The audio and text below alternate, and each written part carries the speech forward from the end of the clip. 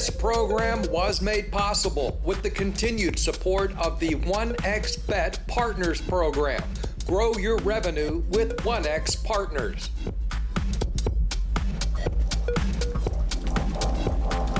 Hello, my friends, and welcome to APCW Perspectives, where it's time to make the donuts and see what craziness awaits us this week. And when you think of craziness, you think of the United Kingdom, where Ms. Sue Young has been appointed as the new Executive Director of Operations at the Gambling Commission, taking the position formerly held by Sarah Gardner. Ms. Gardner was appointed as the new acting CEO of the commission, taking the position formerly held by Andrew Rhodes. Mr. Rhodes has abandoned the commission, taking a job in the private sector. So, once the music stops and everyone tries to grab a chair, we'll see that the only real losers here are the players in Britain. Ms. Young says she is excited to join the commission and learn about a new sector. Think about that statement for a moment.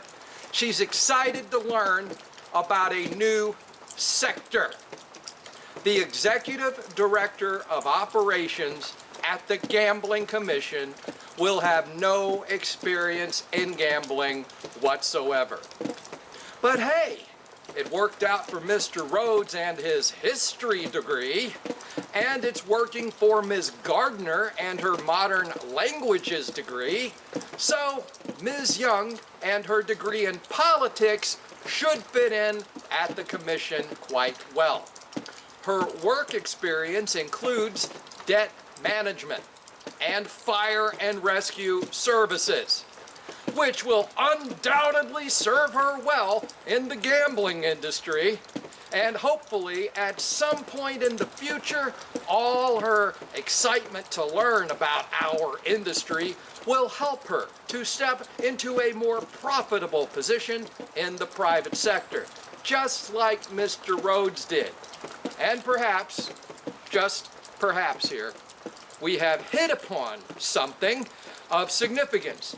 Perhaps, just perhaps, this is why the UKGC has fallen from the most respected regulator in the world to become the worst running joke in the industry.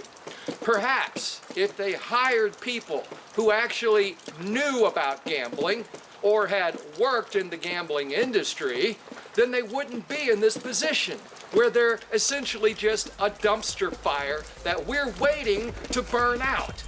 Instead, they hire political kiss asses to carry out their agenda. And this is what you get.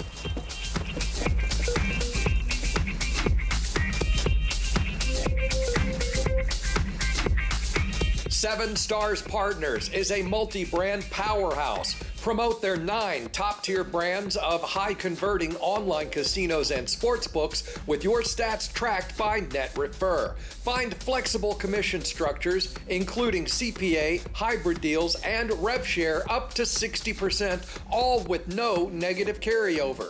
Don't settle for average. Join 7 Stars Partners.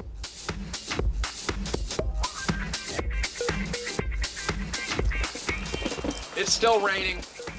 Maybe not enough for you to see it on camera, but certainly enough that if I didn't have this umbrella, I would be soaked to the bone by the time I got done filming this video. Before we take a look at just how misguided the policies of the UK Gambling Commission are, and before we take a look at just how destructive those policies have been to Britain and other jurisdictions, allow me just a moment to introduce Boyle Sports Affiliates, the newest APCW sponsor. Truly one of the oldest and best known operators around. Founded in 1982, their program offers rev share of 30% with zero admin fees, plus CPAs, hybrid deals, and an exclusive offer for GPWA members.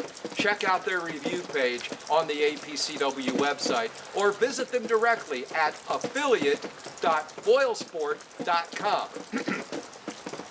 Lastly, I've frequently come out on this show and said that I believe other gambling regulators seem to emulate the UK Gambling Commission. I mean, not so much lately. It feels more like no one really knows what they're doing these days, and that they're all just kind of standing around watching one another, copying one another, all in the hope that this works out somehow. After the UK cracked down on advertising and bonuses, Spain gave that a shot and watched new accounts drop 55%. When the Dutch raised the gambling tax, they saw a 13% drop in revenue, and operators witnessed a 25% drop in gross gaming. Undeterred, the UK still sailed on toward the iceberg as the Netherlands scrambles to make up the difference.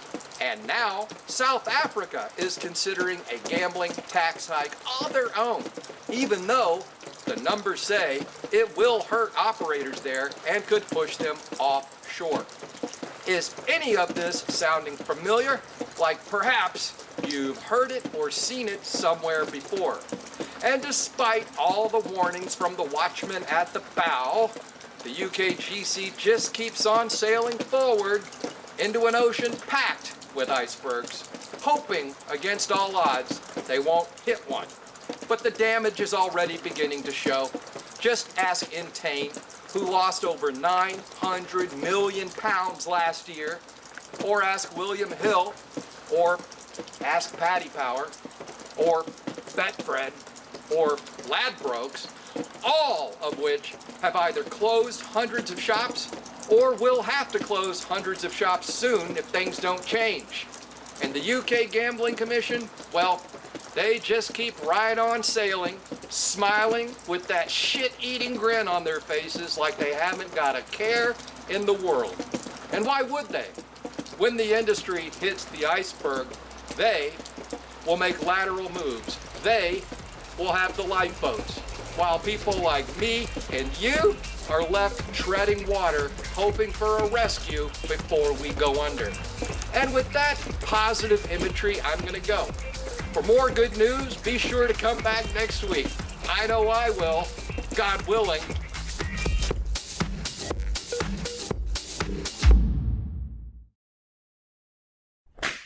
Truly, one of the oldest and best known operators in the damn it.